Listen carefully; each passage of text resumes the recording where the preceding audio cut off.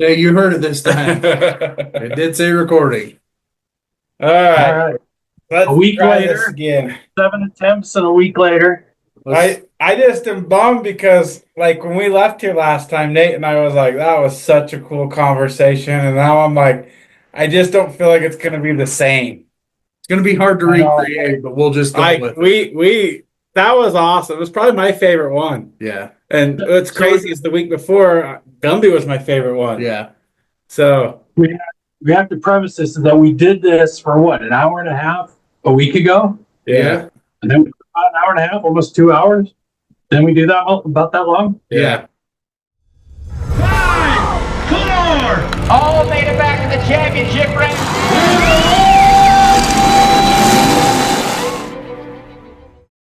All right, guys, we're going to act like this is the first time we've done it. We have Johnny with Stern Dirt Racing on with us today. Johnny, how are you? Hey, I'm in the middle of cooking sourdough bread. That's why I had to wait to 7:15. I had to go mix some bread up. guys, we tried to do this a week ago. It was the best conversation. It's probably my favorite one of the year. And somehow, some way, I'm pretty sure I just messed up and hit record. I hit a record button, but I think what I did is I hit like allowing other people permission to record, Yeah. and I didn't actually hit record or something. And then we've taken all week to get the three of us back on the same schedule. Yeah. Because I mean, That was good. I've just slammed with work. Nate's been slammed getting ready to go on vacation. Johnny's trying to get ready for the first derby of the year. Going on. Yeah, it's just been nuts. So, anyways, we're gonna try our best to give you the same experience you would have got last week, but I can tell you that this one's not gonna be near as good because we're some of it might be a little reenacted and recreated, but We'll anyways, never tell. so let's start off with a lot of people know who Johnny Gullo with Stern Dirt Racing is, but a lot of people don't know who Johnny Gullo was before Stern Dirt and how Johnny got tied to the sport. Johnny, can you tell us where were your first show, or how did you get into Demolition Derby? Well, came here from New York, obviously. Didn't know a horse from a wheelbarrow back then, and after years of being here, I was a complete horse guy. We had a ranch, we had all kinds of stuff. We were training. I was actually went to college to be a rodeo rider, and that kind of fell through and failed. But then I met Jerry, and while we were dating, it was after we were married. We went to the Weber County Fair, and back then they used to do the Demolition Derby inside the quarter-mile track that they have at the Weber County Fairgrounds. So where the arena is that we are in now, if you look behind you, there's a quarter-mile racetrack, and there was a swamp kind of. It was cattails and all kinds of crap, and they'd fill it in for the fair. And we just went to the fair, had no clue what was going on. I heard all this noise, so we went over there and we watched this derby going on. And we're like, my wife is competitive skier, competitive baseball, competitive softball, you name it. She's way more testosterone than I have. And we're sitting there watching, and one of the heats ended, and lo and behold, my best friend at the time, Russ Slater, comes crawling out of a car, and we hadn't seen each other in a couple of years. And I'm like, what the hell, dude? What is this stuff going on? And my wife is just like big eyes, like drooling, wanting to drive this car. And we just started chit-chatting and talking. And a week later, he showed up with a 75 Buick, which back then was junk, dropped it off my driveway, and I built my first car. That was my first ever doing anything with it, was for Jerry. And I would go to Russ's house in the evening and help him do his, and I would learn on him, and I'd come and build Jerry's, and couldn't know how to weld. I didn't know how to change the oil. I couldn't hardly strip a car. I didn't know what the hell it was. I knew nothing. And that's probably one of the best things about the sport is you get to learn so much because you can't screw it up if you break it. So who cares? So Russ taught me how to weld. We started doing that. And a year later, I says, okay, you're having too much fun, my wife, and got my own car and started driving myself. And that's how I all got started. So she started a year ahead of me, won a few ahead of me. So she's got the biggest trophy in the shop. And she So, keeps reminding me. so most people that know Jerry, they know Jerry for the lady that signs people up for pit passes at the Derbies. Signs the check. They don't realize that Johnny learned from his wife pretty much, but Jerry hit the track in the late '90s, and because what year was that? It had to be like somewhere around like 2002. She won the Hot Rock and Fourth. Yep. No, she tied for first. Okay. So call Lynn Mason on one of these and ask Lynn Mason about it. Lynn Mason came to her afterwards and says, I will let you have the money, but I need the trophy because I can't lose to a woman. True story. Lynn. I remember I was there in the bleachers watching. It was still before I was driving, but I remember watching her, and she legit was good. Oh yeah. Like, it wasn't just like she's out there like, hanging in there. It's like she was out there actually like driving and competing. She was very strategic. I told you her competitive nature was stupid. I mean, we used to get not fist fights, but we'd get arm punching contests, and I'd lose most of the time. So don't let her fool you. She's mean. But no, she used to drive in the powder puffs back then also, and then she'd come in for a powder puff. And back then it was like all the women would go out to the pits and sweet talk the guys. Yeah. Oh, you got anything left? And I run the powder puff, and you can't do that anymore. But she used to do that whenever she got in the car, either whether she brought her own car or jumped in someone's car. Girls would literally get out of their cars and just not even drive against her. And then she goes, okay, I'm done. I'll start driving with the guys. And that's why she started driving with the guys. And then she was just tearing it up. Oh yeah, I vividly remember she was in the main event I won in Heber, and she was out there kicking ass for a minute. So Johnny, you're basically a buckle bunny for your wife. I was.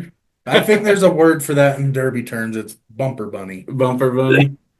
Well, I think that's pretty cool because before we spoke last week, I totally forgot that Jerry used to drive, and I remember like she drove for a while and she was really, really good. She was the queen bee of Utah. Yeah. Back in the day, it was me and Jerry, and I was building, 8 to 10 cars the summer for both of us. And I laughed out because Lazenby called me the other day, and I was talking to him. And then my daughter started driving, and then my son started driving. So I'm building 4 cars all the time to get these for the Derbies. And Laz called me, he goes, oh my God, I got to build one for my son, my daughter, and now my wife. And I had fun with Burns too, because Burns is doing the same thing. So it sucks. Oh yeah. And you're probably like, been there, done that. I think we've all been there, done that at some point. Yeah. Right now I'm not building for kids, but I got $1,000 worth of Power Wheel parts sitting in the basement, and my kids have been asking me since Christmas if they could put them on the Power Wheels, and I'm like, oh, we've got time. No, not so well, much. now May Mania is in 4 days, and I still have not touched Power Wheels, and I'm like, oh, I'm the worst because they're going to be mad when they lose again because I don't think I got time to fix them before Saturday. So they're going to show up in these stock Power Wheels again. But back then, you did a car show because you were lucky. Unless something stupid happened and you didn't make the main event, your cars were junk back then because they were basically the stock. What we're going to see in May Mania, that stock old iron wire belt was how we built them back then. So there was no running a car 3, 4, or 5 times like we do now. So that was a lot of it. Like for me, like when I look back to like frame plates, I don't even think frame plates ever occurred in my mind until like that 2011 or 12. Yeah, it used to be just push the stuff back down and go run it again and watch a belly in the same spot. All it was. Yeah, I got a piece of all thread I can kind of wedge into that little crack right there, and that's all you did. Yeah, it's crazy how we've changed that much, over the last 15 years. But you touched on it perfectly. The builds are completely different. I'm sure a lot of it was because of the Hot Rocket Fourth. Because when we started the Hot Rocket Fourth in 1999, The first time we did it was in Lawrence Park, and the arena was 700 feet by 500 feet. So we built 2 arenas in there. So we did heat 1, heat 2. Well, this was going out. Heat 3 would load. This would clear out. Heat 4 would start. And the pits it was really cool because all the pits were on the outside of the arena and the people could watch us work and stuff. And then we take down the center wall for the main event, and it was just a riot. But when me and Gumby started Hot Rockin' Forth, it was the good, bad of Derby. We did a $5,000 win purse in 1999, which was absolutely unheard of in the nation. Oh yeah, everybody wanted to run that show. We started drawing drivers from all over the country, and we didn't know anything. Shit, we throw stuff together and go to strike. We didn't care. And they're coming with 9-wire. And I think plates showed up in 2004 or something when they were like, oh, no. So we were learning as they were coming.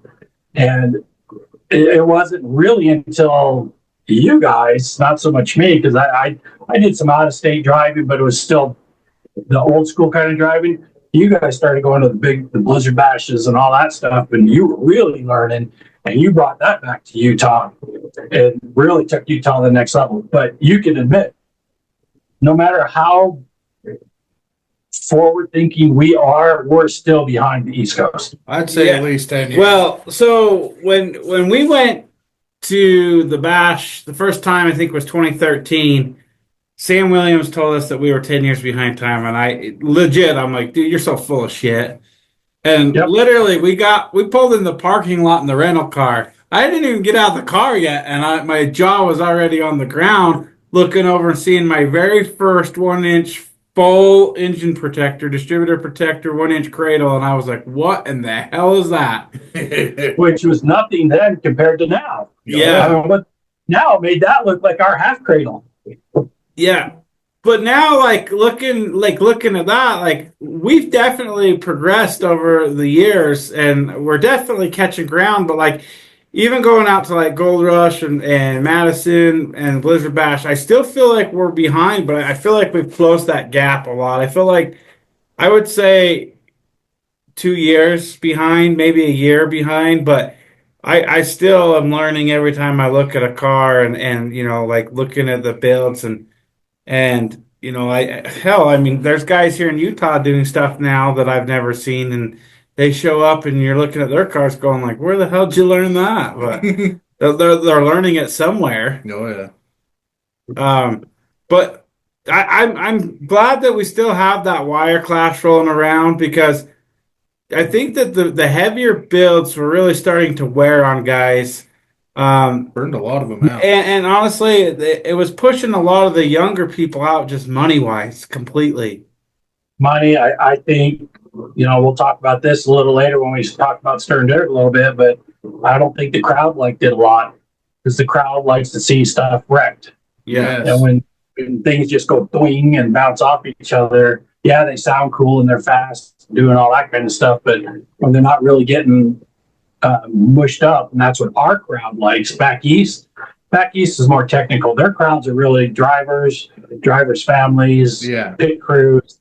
They really cater to that. Our fans are true fans. They're people from around the county, from the city. They just want to be there for 3 hours and get their money's worth and drink some beer, eat some food. I would say, no matter how good our best show that we've ever had, I would say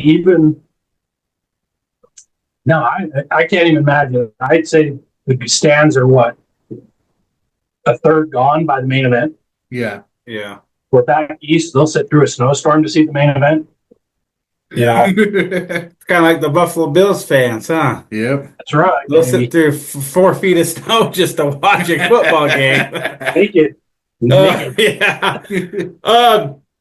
So kind of talking on the rules and stuff, let's touch base. You guys kind of were the initial guys to kind of push for that 80s wire class to kind of get the new drivers going and whatnot. And then even upon that, you guys started the wire class for youth here in Utah.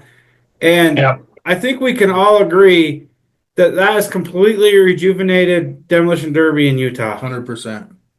Oh, I absolutely think so. The only thing that I wish it would spread out a little bit because it's grouped. It's like Tooele's got 7 kids, Wyoming's got 7 kids, and then you got 1 or 2Zs, from everywhere else. I'd like to see a little more gain ground and do it.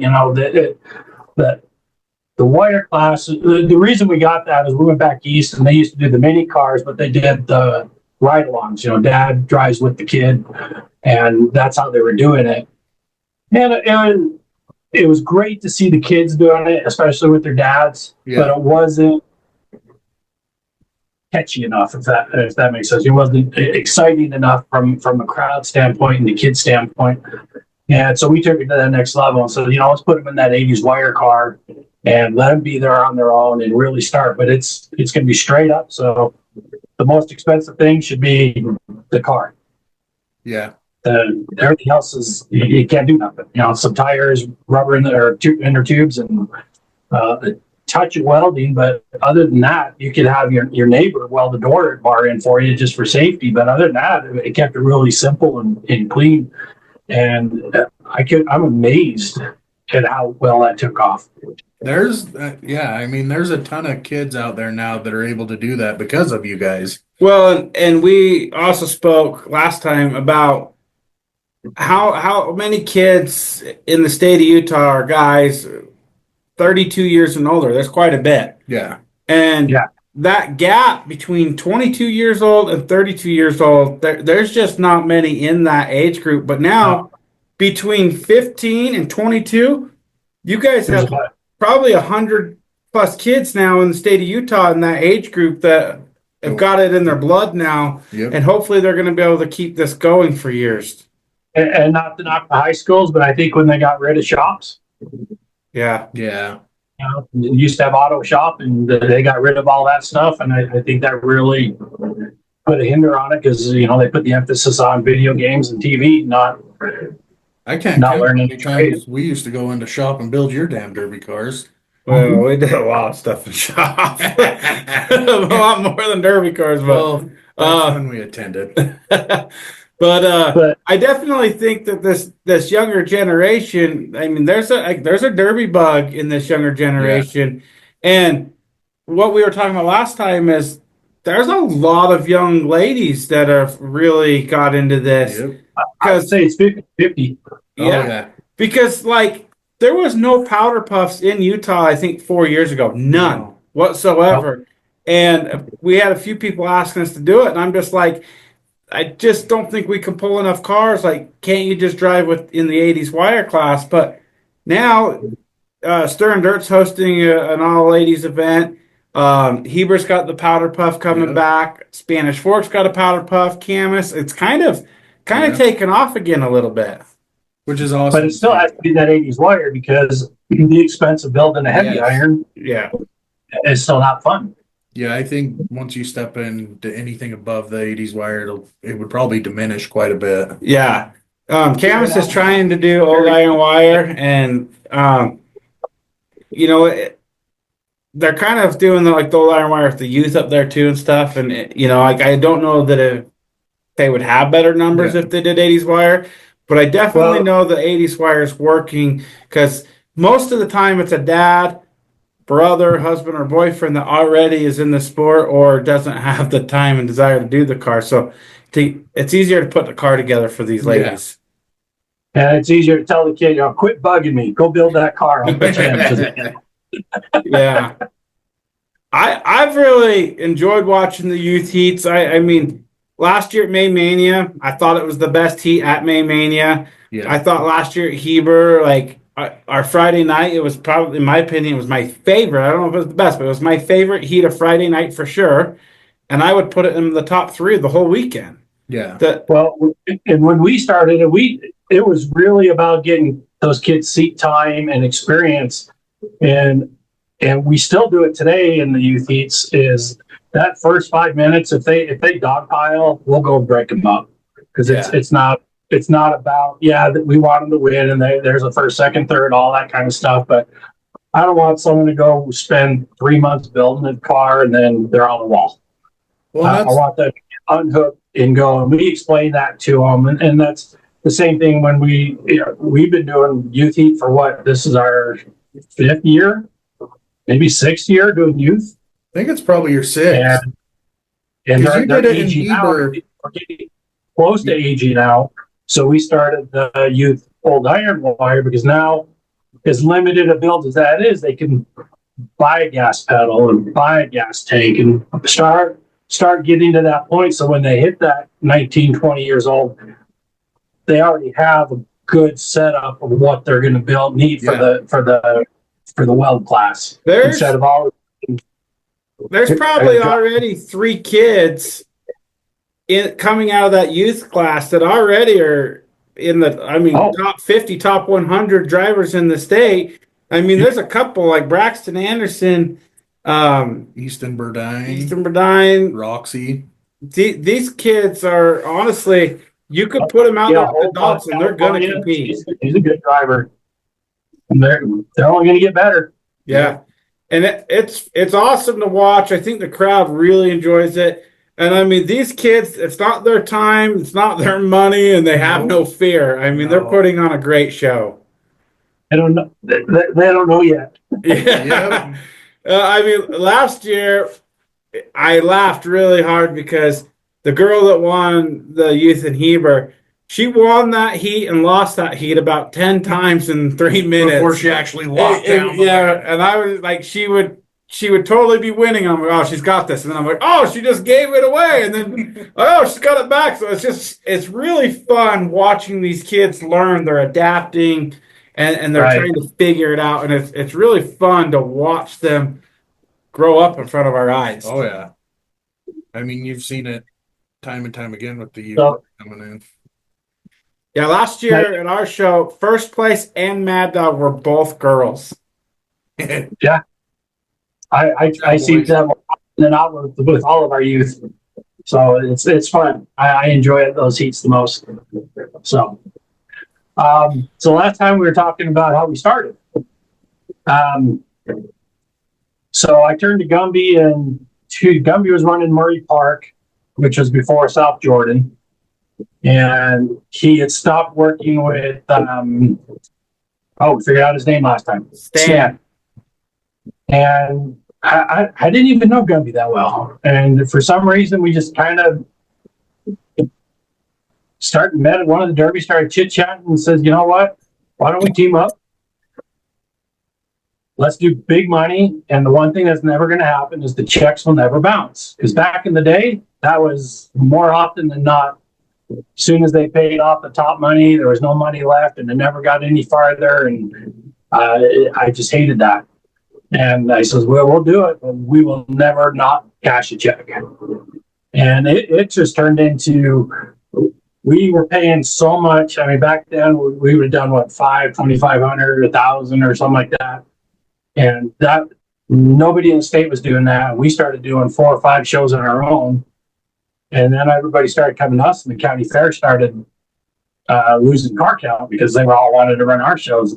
But back then, the fairs were very tight, a little frugal, you might say.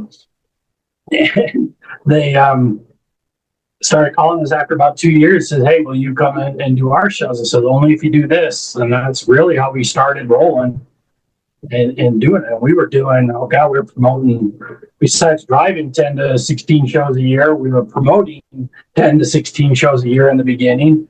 And that was a long, long, long summer. So, hey, you still got the bright green Stern Dirt van? No, it's around. I sold it to a kid that worked for me that was doing landscaping. And I see it occasionally driving around town. He is still green. Got his landscaping stuff in there. Yeah, I even think the Stern Dirt sticker's still on, to be honest with you. That's awesome. In the green ramp, we discussed the green ramp. We figured that was 2002, 2003 is when we built that.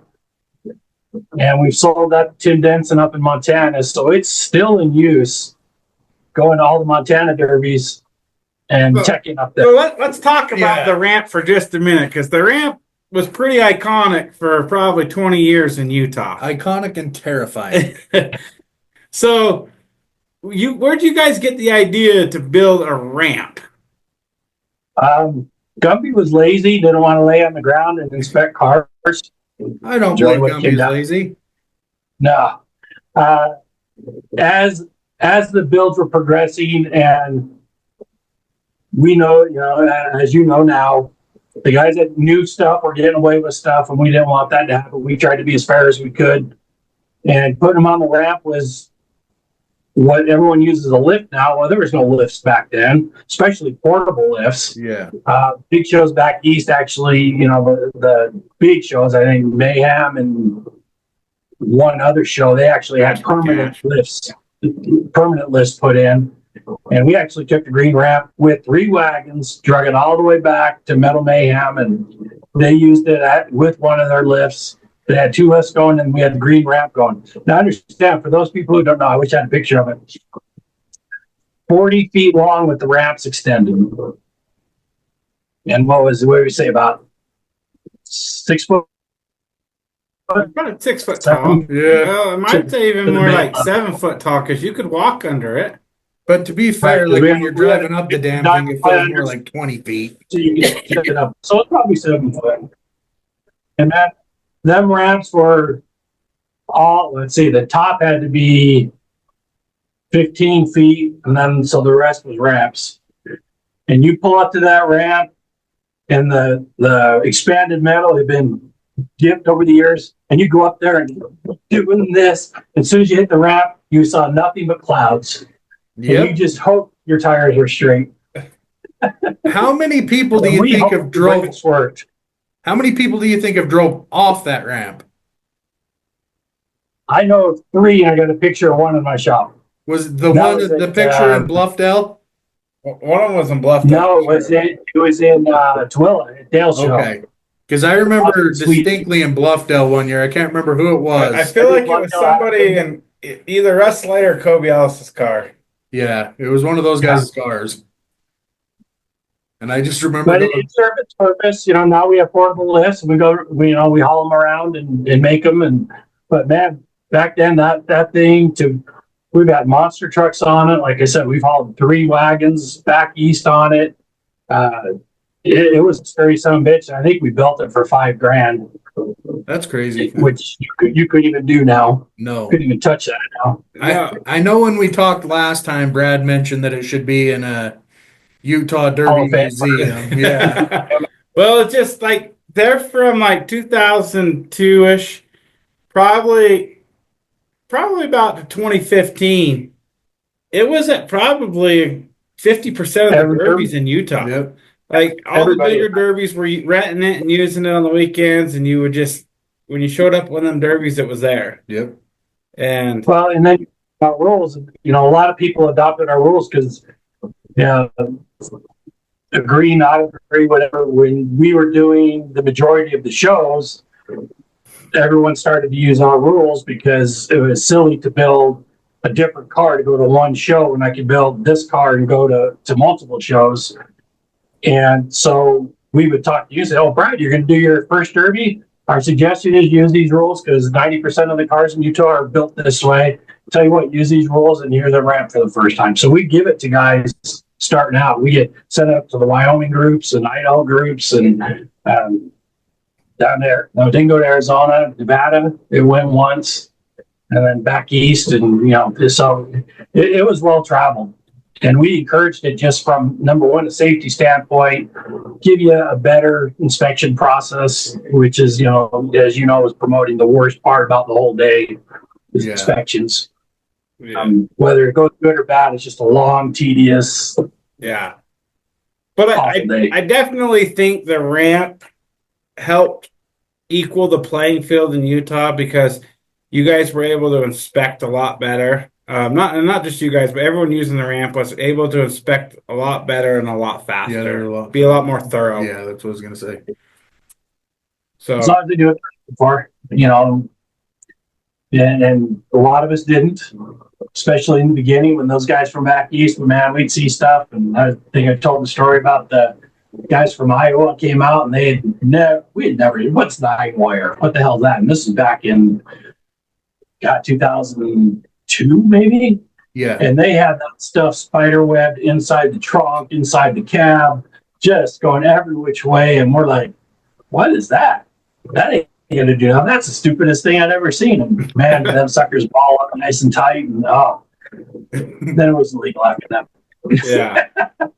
Well, I've often wondered why these guys just build so much better than us. Like, and I just think it's honestly kind of like geographically, there's a lot more machine shops and like plants and stuff like that out there, and a lot more like engineer-minded people in the Midwest region than out west. Well, I will also say Midwest, they take a hell of a lot more time, like month-wise, building cars than what Utah Midwest does. to back east, you're dealing with go-kart racing, circle track racing, open wheel, NASCAR. All that stuff is every day of every week if you're back there. So you're kind of living that whole lifestyle, and that's what they do. So the engineering that came into it, they're just transposing over. But to your point, the farmers, once they're done cropping, they got nothing to do for 3 months, and they're just taking their time. I remember going back to a shop, and we walked in, and I was just drawing the ground.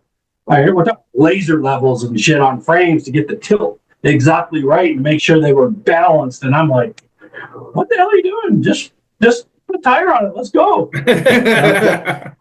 Right? I remember you telling me that story. I can't remember when the hell you told me that story, but you're like, the geometry that goes into those cars is it's mind blowing. It's insane. I mean, stuff that we know now, but still, I'm like, I don't have the time to do that. No. Even if I was going to build one car to go to the biggest show in the nation, I still don't think today I would do that, because it's not me. It's not. Yeah. The first time I drove back east was before Tori Schutte took over Metal Mayhem, and they built me a car, went out there, drove, got in the heat, and this heat went out for an hour and 45 minutes. And at 20 minutes, I went, no, and I just full throttled it and jumped the car and I went forward. I just couldn't handle it. And it's just a different driving style, different mindset. Not right, not wrong, just a different mentality of what you need to do. And going back to the 4th of July, we always got grief because we favored the out-of-state guys, and because they took home all the money. Had nothing to do with that. It says we had 50% Utah drivers, we had 50% out-of-state drivers. And then you had Brad and Lazenby beating the shit out of each other. Instead of sticking together. I know, I'm just using you guys as examples. The Utah guys that had beefs still carried the beefs into the show, where now, because you watch the guys from California come out, or anywhere come out, and they come out in a pack of 4, 5, 6, and they drive together until the end, and then they have their own pecking order, however their rivalry is, where they're from. And that's what used to happen in the 4th. I'm like, guys, take them out first and then beat the shit out of Brad. I don't care. But take them out first. And I don't think until the last year that even happened. Yeah. Yeah, the first couple of years was all Utah. Then about year 3, we started getting all the out-of-staters. And once that happened, the out-of-staters took home all the money for all the years until maybe the last year. And I think Utah finally came in with a game plan. And I'm like, thank God. I think that's where the true rivalry between Utah and California started, was at the Hot Rockin' 4th. Because there for a while, if you were from California, Utah guys made fun of you. And if you're from Utah, California, guys made fun of Utahns. Well, we still make fun of Californians. Just because of politics, not because of derby cards. We had a bunch of guys coming out of Oregon and Canada and Montana, and they're coming from all over. I would say from the West Coast side, California had the better builders of the West Coast, from us west. Yeah, and then to be honest with you, I think state of Washington had the next group during the time, maybe not today, but during the time, they were coming down with some pretty creative stuff. Yeah. But they were driving all kinds of weird stuff. You know, they were driving asphalt tracks and dirt tracks and race car tracks. I think that's the first time some of those Washington guys came down and they had straight treads on the back. I'm like, well, that's dumb. But I mean, back on the asphalt tracks, there's no sense in having, you know, the skids that we're running now or any of the freaking they're legal on their asphalt tracks because they get in trouble if they dug up the asphalt. Yeah. So there was also a method to that. So I want to go back to the early days of Johnny a little bit. Back in the 2000s when Utah was Mopar country, how did Johnny become a GM guy? So again, Russ was my best friend during the time, and my job in Burger King business, because that's what I was doing. I'd go around doing my Burger King thing and district managing thing, and when I'd get off at 3-4 o'clock, and I was going from St. George all the way to Idaho because we had restaurants all the way up and down. I would do the back road drive. You know what I'm talking about? Checking the barns, checking the field, and doing all that. And I didn't know anything about cars whatsoever.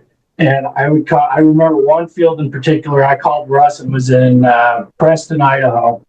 And there was an Imperial, Snapper, and Malibu.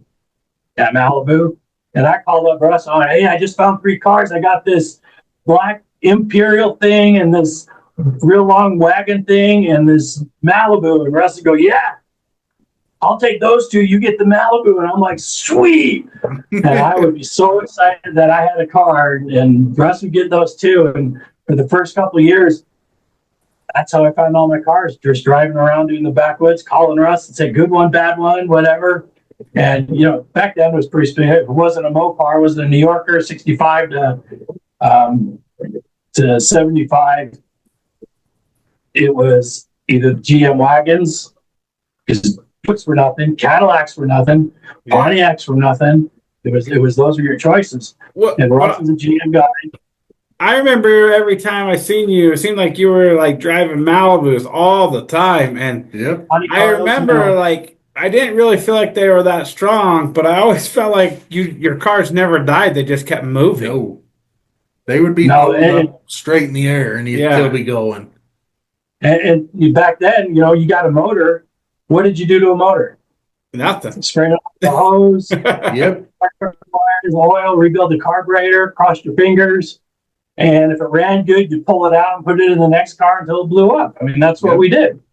You know, blow the rat's nest off the intake manifold, and that was it. So when I was starting, I had to find cars with motors because, like I said, I didn't know how to change the oil. I didn't know any of that crap. Changing a motor? What are you talking about? That's stupid. And I graduated from the Monte Carlos Malibus to the Pontiacs next with the 455s in them. So I was running 455s or 454s all the time. And if it ran, I was pulling them big ass motors out, putting them in the next car, and because I didn't know. I remember in 2005, I ran the Hot Rockin' Fourth. My car randomly shut off in the main event. I don't remember why, like 13th place, but the front end was still straight. And I took the car home. And I needed all the parts off of it, like my headers and my shifter and everything, so I could build a car for the next weekend. So here I have this 76 New Yorker, still straight. How much did you pay for it? Because I remember $500, and I thought that was astronomical. Yeah. That's my whole life savings. That was a full, complete car back then. But I remember scrapping it with a running 440, 727 tranny, and a pointy bumper on the front of it. Just scrapped it so that I could build my next car. And the car was still runnable.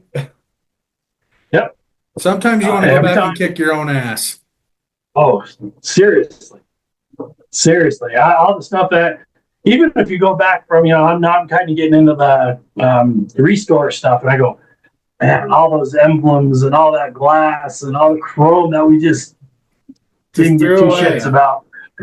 Ripped it off with the hook and kept going. I crashed a Cordova in like 2006 that literally had a 2-year-old paint job on it.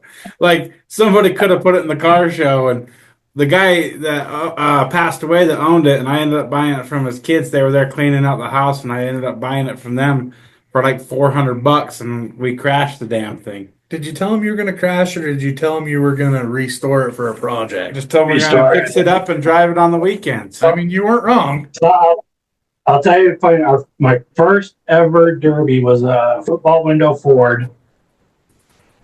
And I built it, and it was the first time the Maverick Center did a Derby. And it was at the Monster Truck Show, and it's when I met Senior, who was definitely my mentor going through with not only how I built and drove, but how I treated the other drivers while I was driving, because it was definitely whatever you need, I'll give it to you to fix it. Whatever it takes, I will do it. And which got me in trouble for us too, because of Scooter, which we can talk about that one. But I went in there, key in the ignition, start, went to go get it, had the hole in the floor, had the old 3/8 shifter rod in there. And they called for us and went out there and went to go start it. And the key was gone. Oh, There I sat. That was it. That was my first Derby. that's Next crazy. weekend we drove down to Price, and I think I took second or third place down there. We got a whole bunch of us went down to the Price Derby, and after that it was hooked and go. Let's do this. Oh yeah. So when did you start running like the Buicks? Wow, I definitely ran in through the Pontiacs first. That was my first big car. I ran a shit ton of those Oldsmobiles and Pontiacs because nobody wanted them because of the plastic fenders. Like they didn't want the Monte Carlos because of the plastic fenders, and they never learned with the Monte Carlos, so they kept giving me the other ones. But still, back in the day, it was wagons and Impalas. Yeah. That was your thing. You know, it was me, Russ, Gumby, Rocket Ron, and maybe one other that I can't think of. That we were the GM guys, and we used to get so much grief because why you drive GM? Mopars rock. We're always said, yeah, but there's 40 of you and 5 of us, and we're still in the top 5. You know, Yeah. so Yeah, I mean, but over the years, we collected 250, 60 cars at our peak, and a lot of them were Buicks. So we just started running Buicks. yeah, we talked about this last time a little bit, how from like 2008 to 2012, there would be 40 cars at a show in Utah, and 35 of them were a shocker. And I mean, I literally like made the comment in like 2011 that shockers need to be outlawed because they're so strong and nobody can beat them. And now, like, I don't even know. I mean, I just can't bring myself to run one again. I don't know if I would have said that. Well, Dalton in the Malibu that took out New Yorker and South Jordan. I remember driving with Dalton in 2012 in Evanston, and I remember I was in a shocker and he was in a Buick, and I remember hitting that car like 10 straight times, and it didn't seem like it was moving. And my car just kept on going higher and higher and higher. And I ended up 5th. I don't remember what he ended up, but I know that he placed higher than me. But I remember I just kept hitting the trunk of his car because it was just in a ball. And I'm like, oh, I'm going to blow the rear end out of this thing. But little did I know, I'm just hitting gas tank protector the whole time. And the car literally wasn't going to go in any further. Or whatever. Yeah. There's no gas tank protector back then. Oh, I think there It's was. like the Malibu. Not the Malibu at Weaver County Fair. Yep. Where you had 3 bullies So- picking on you. You, Case, and TJ, and your welded up, cheated up cars picking on my poor little wired pre-run Malibu. And I still lasted. It took everything you could to get me out. You want to hear a funny story about that? Since you said we were in a cheated up car, because mine legit was not cheated up because it was my car ran Heber that your crew teched. However, the next year we went back again, and you can ask Eric Muley because if you look on Facebook, Eric Muley always says Utah stock. But we showed up with our cars from Heber again, except for we welded kickers in them.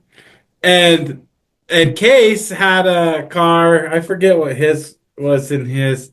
Oh, his hood was wired shut, so they put him in the wire class, and they put me and TJ in the stock class. And then you had like Shane Wilkinson and those guys in the weld class, and Eric Muley. And anyways, they took all the winners and put them in one main event, and we were going like head on with the California guys because they went down to Juab and didn't pass Tech, and so they came down to Weaver County. We were all just battling it out like crazy, and anyways, at the end of the show, Ryan Shivers comes and pokes his head and looks in and sees my kickers, and he's like, "What the hell?" And I'm just like, "It's stock." But that is why the green ramp is so important to Demolition Derby. It was. 100%. It was. That was like the time I went to Blackfoot, Idaho. Me, Butch, Mitch Zellis, and That's a name. I think it was just the three of us. And we took first, second, third. And they literally, when they handed us our checks, says, "Do not come back." Or no, that show was, you need to stay outside of the town if you're planning on staying big. Do not stay in Blackfoot. The police were telling us, like, okay, whatever. So we drove back home that night. Next year it was me, Gumby, Steve Gunn, Colby Ellis, his boy, Notwell. Oh God, who else was there? There's 7 of us. So it was like 5 Imperials, and we had I think a Baller Buick, and Gumby had a wagon. We took first through 7. And that time, don't ever come back. Don't ever come back. Don't ever come back. Every one of us told us that. And then the next year, I get a phone call. "Hey, would you like to come up and run our shows?" And I'm like, "Do you know who you're talking to?" I'm the guy you told not to come back. You kicked me out twice. And we ended up taking over Blackfoot for a couple of years. That's funny. So let's talk about Stirrin Dirt. So you and Johnny, or you and Gumby, got together and decided to start Stirrin Dirt because you guys were sick of just Check bad bouncing. promotion, checks not bouncing, and you guys got And we the want to idea to take care of start. the drivers. You know, everything we've done is really to take care of the drivers, because we used to run for $500. And you said I had the same 5,000 stands, whether they paid $5 a head or $25 a head today or whatever, they still took all the money, and we got nothing. And I says, "No, we're the entertainment. We need to be paid. No different than a singer or anyone else." So we really did that. That's why we started the big payouts, was to pay back to the drivers and give them a chance to take some money home. Because even back then, I saw the best meme the other day. It says, "Derby cars aren't any more expensive today as they were yesterday. They still cost every dollar you got." Yes. Mm-hmm. It's so funny and true. It was just a way to give back to the drivers. So it's everything we've tried to do over the years has been really geared towards that. Whether we have our haters, I know we have our haters, but I think any promoter is going to have haters, though, Johnny. It doesn't matter what you do. It doesn't even matter if you're a promoter. Every person's going to have someone that hates you. right. Good news is haters make you famous. Yeah.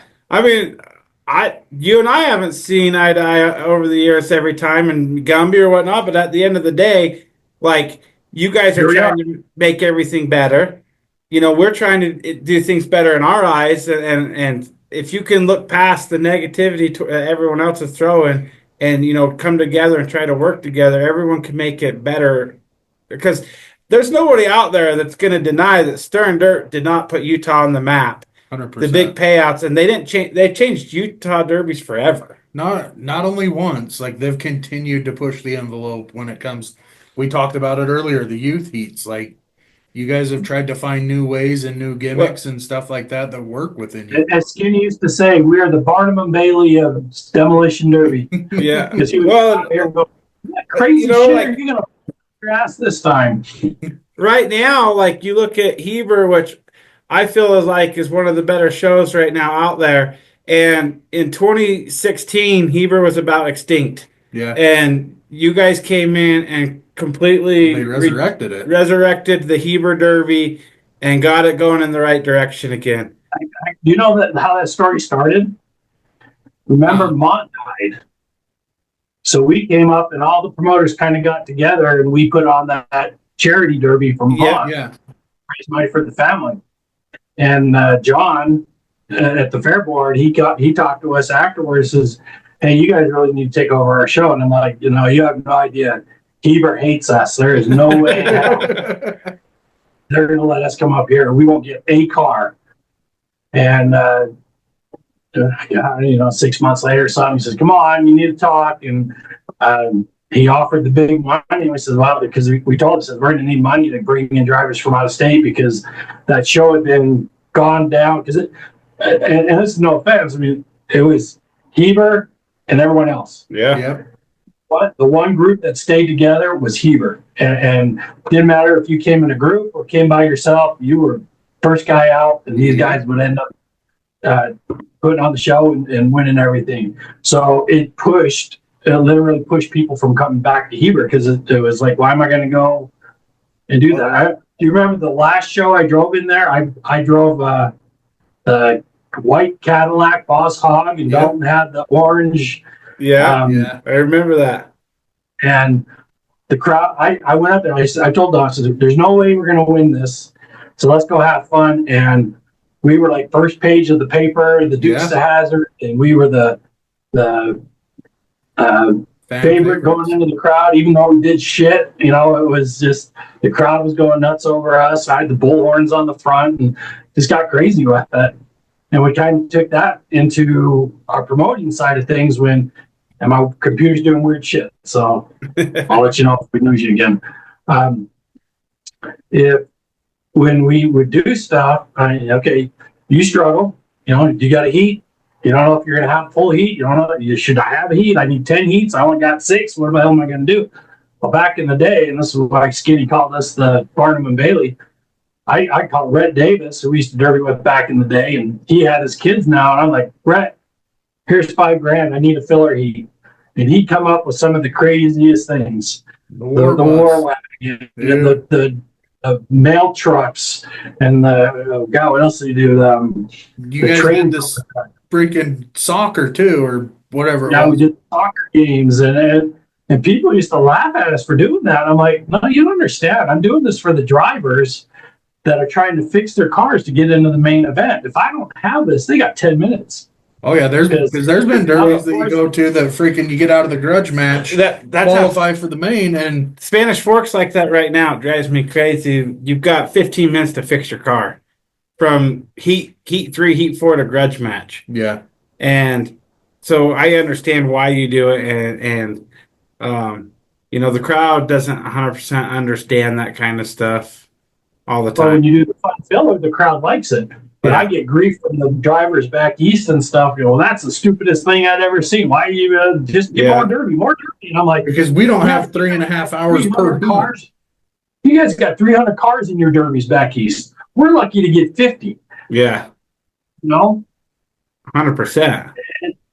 It's really about that. I think there's right now too in modern day derby here in Utah. You guys probably not as much as like some of these other promoters, but some promoters are terrified they're not going to have enough cars to put a show on. Yeah. Eagle Mountain 3 years ago had 15 cars show up. And I'll tell you what, hats off to Nick and Alex. They put on one hell of a show for 15 cars.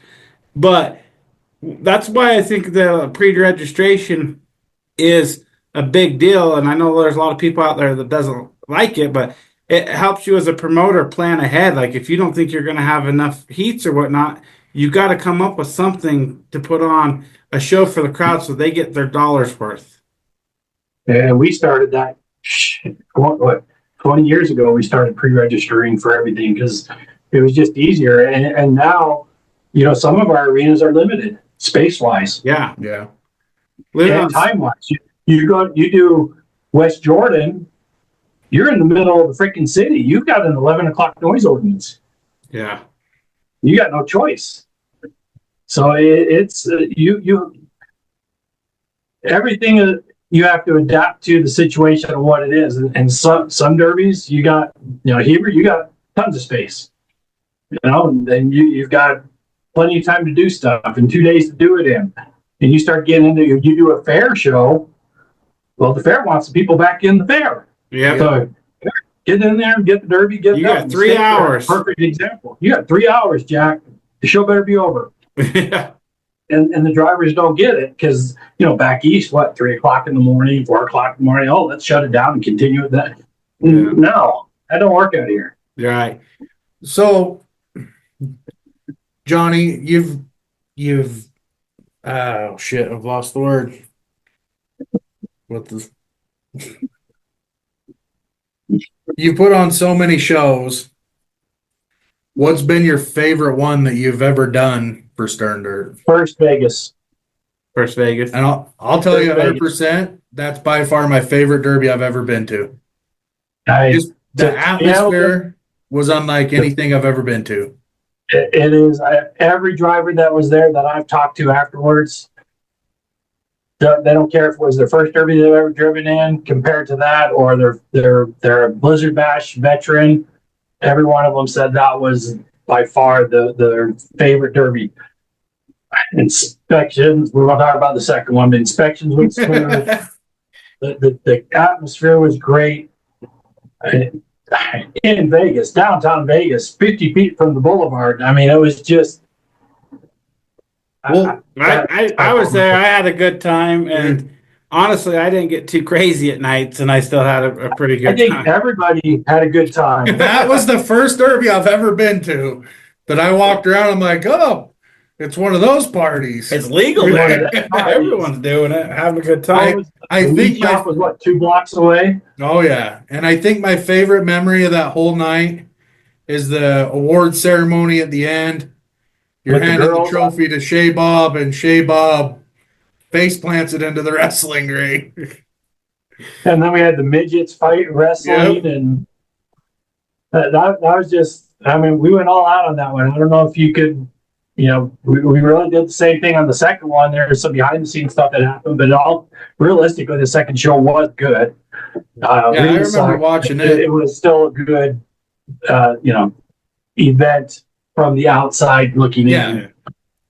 Other than that, I would say, if we bar that one,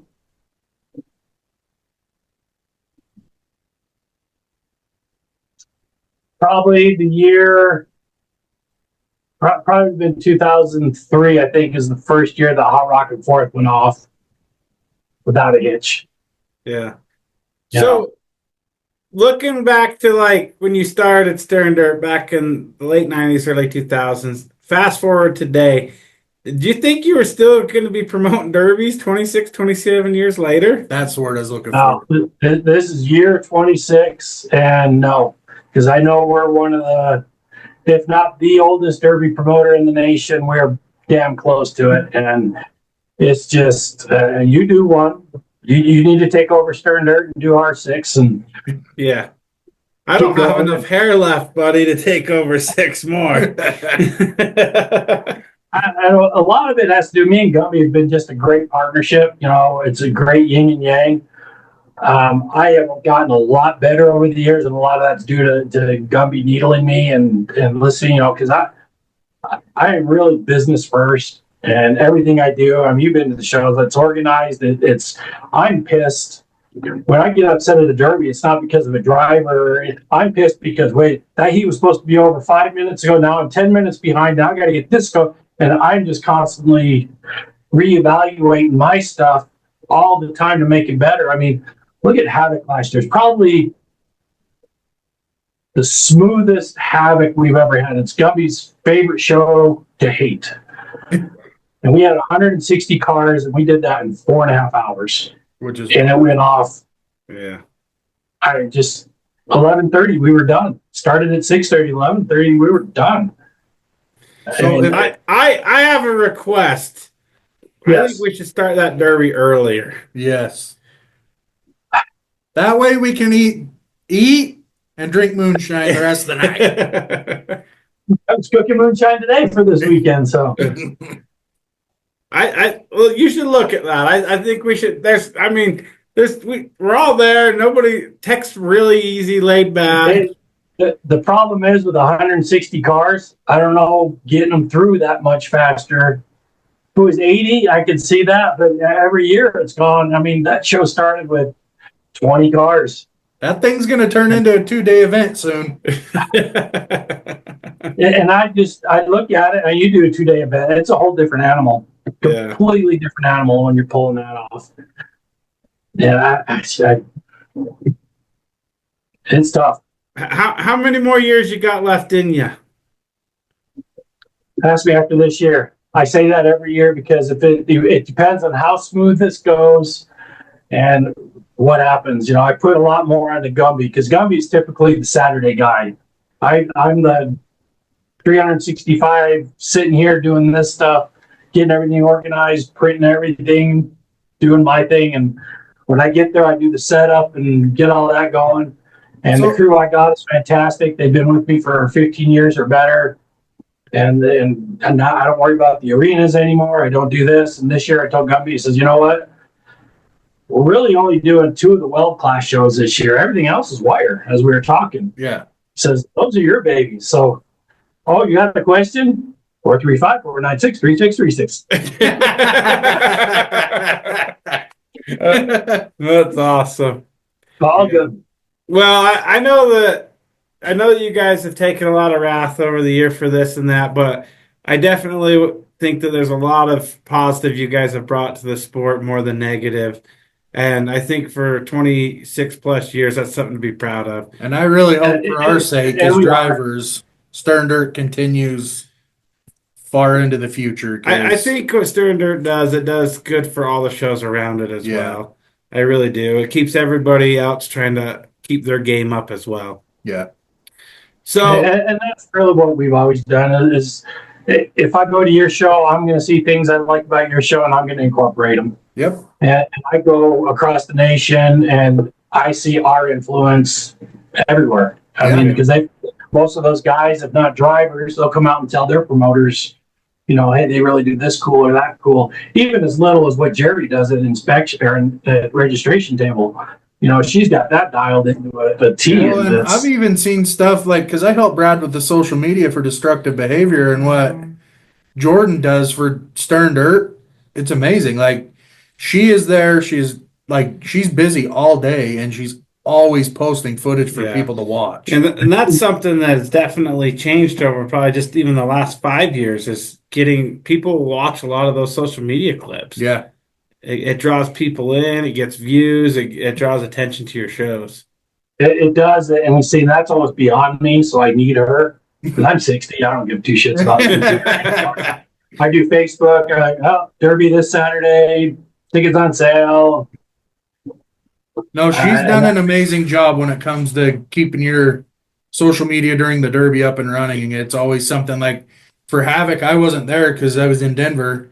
I got to watch all those clips I was there, back in the pits, the driver's list, everything. She's done a phenomenal job with that. Yeah, because there's people want to be involved.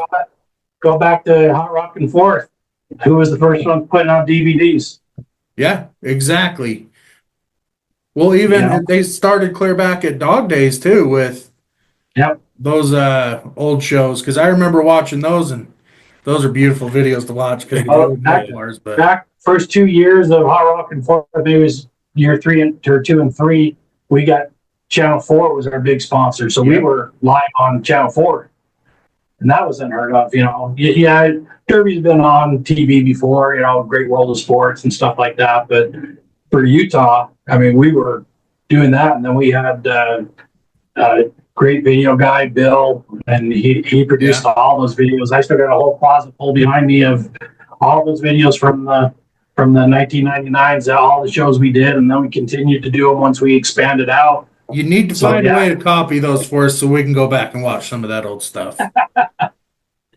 I'm sure I got some of you, so. Oh, yeah. So before we let you go, give us a quick rundown of Stern Dirt's schedule for 2025. So This Saturday, we got May Mania. We got 45 old iron wire. We're talking, I think we're 15 youth wire. And we're doing different this year. We're doing wired mini cars. So that's unique this year for us anyways. Straight up wire class. So we figured wire. We'll just keep them all wired. Then we roll into July 12th. We do Cash Carnage, another 80s wire class, and that's where we're doing the all-female heat there. And we've got 18 signed up for that already, and I'm sure I'll get more. Then we got the mini cars, the weld mini cars at that one. Then we jump over to, let's see, June, July, August. We got Derailer coming up. We're 45 cars deep on that one with farm trucks and what else we got going on now? I think mini cars again. And we got a really good mini car group here in the Ogden area, so they support the local shows really good. And then we jump up to West Jordan, which I think we're at 50 frickin' cars again for the Wired Madness. And 12, we had 22 youth, and I'm sure we'll pick up more youth as it goes. That's kind of one of those later in the year shows where you'll pick up more as the other shows end. Then we jump into Day of Reckoning, $1,000 to pass inspection there. Got 50 cars, so you'll be there, Brad. I was going to say, I heard a big sandbagger signed up. He usually drives green cars. We'll bring the green ramp just for you. That's about it. Perfect. Only car going over it. Then we jump on to Halloween Havoc, year-end party. Little pig roast, little moonshine. A lot of fun. So May Mania, is it sold out? May Mania as of yesterday. Pit passes, gone. Sorry, sold out. The outlets, there was maybe 50 left at the multiple outlets. I don't know what the breakdown is, so call around and see where and there's a lot in Salt Lake because we picked up Valley Collision in Salt Lake, so they're new. So there's 5 outlets in Salt Lake. And as of this morning, there was only like 400 left at the arena. Which by Saturday, all those will be gone. It'll be gone. So house as always. If you're watching this and you want to hit up May Mania, you better get on the horn and find a ticket right now. Yeah. And again, you've been there. It's a unique arena. There isn't a lot of space, so we don't allow people into the pits unless they're the drivers and a few extra cars of that. So don't. And because it's in the round, we talked about that last time. You're 5 feet from the cars. It's the only arena in the nation that way. It's the only arena that gives me the scared little. When you're doing scares me shitless when I'm taking photos. But there's no bucking chutes to sit on.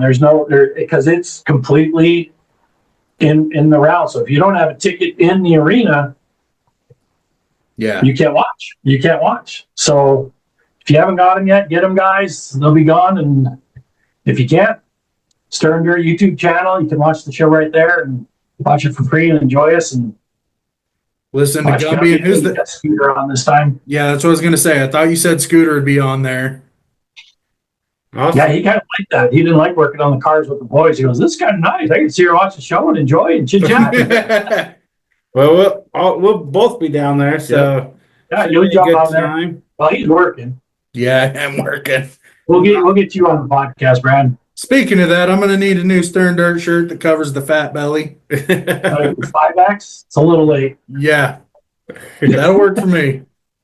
I'll be down there. Check with Jerry. I'll be down there disappointing my children because their carts aren't fast enough. So, but we'll be there. Off subject. Well, worked last year because it was their first year. It was when we started working together with the rules. It was so funny because we kicked 3 cars, and they all walked up to you. Will you let this go? And you're like, nope. So it was really good to have that backup on your side. So we really like that. Yeah. Well, I'm hoping that I like what Montana kind of has going with the 4 sets of rules. I kind of want to go that way. I get that everyone's going to tech differently. I get that. But I still think that they're going to be closer. Yeah. They're going to be close if we're running the same set of rules. And yeah. So well, it says, I tell everyone because I've got derbies in the close, Montana, Idaho, Wyoming, Nevada, Arizona areas that are using our rules. I'm like, there are rules, but it's all about how you enforce them. Yep, exactly. Because that's the night and day part. Yep. So, well, Johnny, thanks for joining us. And I just want to say this for your retirement show when you and Gumby are done. I'm just saying, Hot Rockin' Fourth one more time. How about Vegas one more time? I'll take that one instead. I'm on board sold. with Vegas. I'm sold with that. Somebody one. might be flying down there next month, so I'm just saying. Yeah. I think I've talked to a lot of people across the nation, and I think if you guys can lock that one down again, I think that one might be the event I think of you the could game. sell out a 7-day show with drivers just for that show. It's just such a different animal, and you really don't understand it dealing with Vegas. And it's not that the Derby's not great and the facility and all that stuff. It's you're a small fish in a big pond of shows, Yeah, for the entertainment and everything industry. is triple cost. Because if you ain't somebody, you ain't nobody, and you pay for it. It's just crazy. They're probably still part of the mob. You're still probably paying mob fees too. Everyone needs their 10%. We went down there for, I know we're finishing, we went down there for our first meeting for that first show, and it was me and Gumby and my wife, and there's 15 people sitting at the table. It was like the electrician, the plumber, the cleanup Give me my person, cut. everybody, and everybody was a union, and they all had to have their input. I'm like, no, this is just a derby. This is really simple, really simple, guys. And yeah, it was a big learning curve for us to get through that. That's awesome. Well, I hope you guys can figure it out. I think that you'll have support for days on it. Oh, yeah. I think you could put 5 different twists on that and fill the show up immediately. Oh, yeah. Yeah, here's the problem is we went all out to where we were. And that's the problem. I don't know if we can pull it off there again, but how do you not go there? Yeah. That is just, that's my struggle with it, is how do you not go back to where it was? Because to literally walk across the street and there's 2,000 derby guys that took over Fremont Street. Yeah. Fremont Street, and you're just to go anywhere else and say, all right, everybody, you take a cab, we'll meet you there. Walk there, walk to your hotel, you're done. Yeah. That part of it was pretty sweet for Yeah. Or at Shay's Park, I drive to your hotel. sure. Yeah. Yep. Well, So I'm looking forward to an update on that. So We apologize with all the technical difficulties. There'll be a little splicing going on, I'm sure. We promise we'll do better. well, thanks for coming on, and it only took us a week to get it re-recorded, but we made it. Well, let's do a good one after. We'll do a follow-up with May and get going for sure. Definitely got to get one for the bigger shows like Day Reckoning or Havoc even. Yeah. Well, we're definitely follow back this summer with you guys. So, anyways, thanks, and we'll catch you another time. Okay, thanks, Johnny. Thanks, guys. Talk to you later. Bye. Bye-bye.